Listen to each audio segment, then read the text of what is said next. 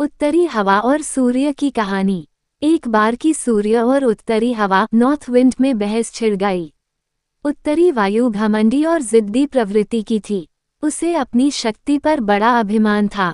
अक्सर वह प्रचंड वेग से बहती और पेड़ों को उखाड़ फेंकती, घरों को गिरा देती, खेतों में खड़ी फसल बर्बाद कर देती थी।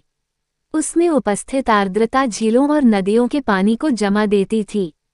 बहस करते हुए वह सूर्य से बोली, मेरी शक्ति के सामने किसी का जोर नहीं चलता।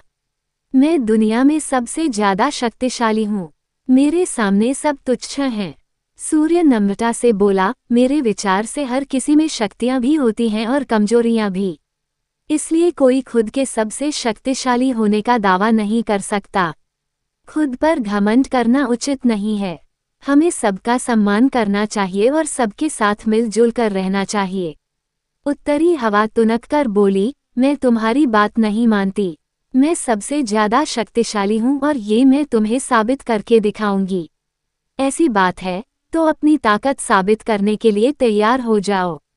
नीचे देखो, धरती पर एक व्यक्ति दुशाला ओढ़े पैदल जा रहा था। तुम उसकी दुशाला उसके शरीर से हटा दो, मैं मान जाऊंगा कि तुम सबसे ज्यादा शक्तिशाली हो। सूर्य उत्तरी हवा को चुनौती देते हुए बोला, इसमें कौन सी बड़ी बात है।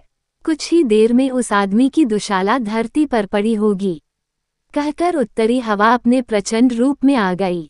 धरती पर धूल भरी आंधी चलने लगी, पेड़ पौधे लहराने लगे, सूखे पत्ते व अन्य सामान उड़ने लगे, मौसम ठंडा होने लगा।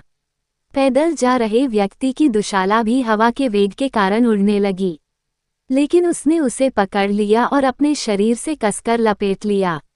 उत्तरी हवा ने अपनी प्रचंडता और बढ़ाई, लेकिन उसके साथ ठंड भी बढ़ गई। व्यक्ति ने अपनी दुशाला और कसकर लपेट ली। बहुत प्रयासों के बाद भी उत्तरी हवा उसके शरीर से दुशाला हटा नहीं पाई। तब सूर्य बोला, अब तुम देखना कि कैसे ये व्यक्ति खुद ब खुद अपनी दुशाला उतार देगा। सूर्य ने अपना ताप बढ़ाना शुरू किया। तापमान बढ़ते ही धरती पर जा रहे व्यक्ति को गर्मी लगने लगे।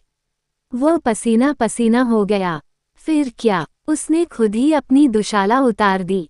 ये देखकर उत्तरी हवा बहुत शर्मिंदा हुई। अपने घमंड के कारण उसे सूर्य के सामने नीचा देखना पड़ा। उस दिन के बाद से उसने अपनी शक्ति पर कभी घमंड नहीं किया। सीख, घमंडी का सिर नीचा होता है।